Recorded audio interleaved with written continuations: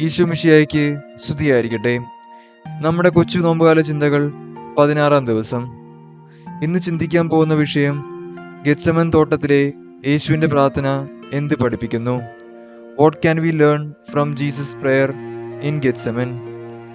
Gethsemane തോട്ടത്തിലെ യേശുവിൻ്റെ പ്രാർത്ഥന മനുഷ്യനായ യേശുവിൻ്റെ വേദനയുടെയും ദൈവഹിതത്തോടുള്ള പൂർണ്ണമായ സമർപ്പണത്തിൻ്റെയും ഉത്തമ ഉദാഹരണമാണ്. യേശു തൻ്റെ വേദനയും ഭയവും പിതാവായ ദൈവത്തോട് തുറന്നു പറഞ്ഞു. എന്നിരുന്നാലും എൻ്റെ ഇഷ്ടം പോലെയല്ല, നിന്റെ ഇഷ്ടം പോലെ ആകട്ടെ എന്ന് പ്രാർത്ഥിച്ച് ദൈവഹിതത്തിന് പൂർണ്ണമായും കീഴ്പ്പെട്ടു. ഈ പ്രാർത്ഥന കഷ്ടപ്പാടുകളുടെ സമയത്ത് ദൈവത്തോട് അടുക്കാനും ദൈവഹിതത്തിന് കീഴ്പ്പെടാനും നമ്മെ പഠിപ്പിക്കുന്നു. നമ്മുടെ വേദനകളും ഭയങ്ങളും ദൈവത്തോട് തുറന്നു പറയുകയും പൂർണ്ണമായി വിശ്വസിക്കുകയും ചെയ്യണം. എന്നിരുന്നാലും നമ്മുടെ ആഗ്രഹങ്ങളല്ല, ദൈവത്തിന് നമ്മെക്കുറിച്ചുള്ള പദ്ധതികളാണ് നിറവേറേണ്ടത്. അത് സ്വീകരിക്കാനുള്ള ശക്തിയും നമുക്കുണ്ടാകണം. ഈ നോമ്പുകാലം ഗെത്സമനിലെ പ്രാർത്ഥന നമുക്കൊരു പ്രചോദനമാകട്ടെ. ദൈവം നമ്മെ അനുഗ്രഹിക്കട്ടെ.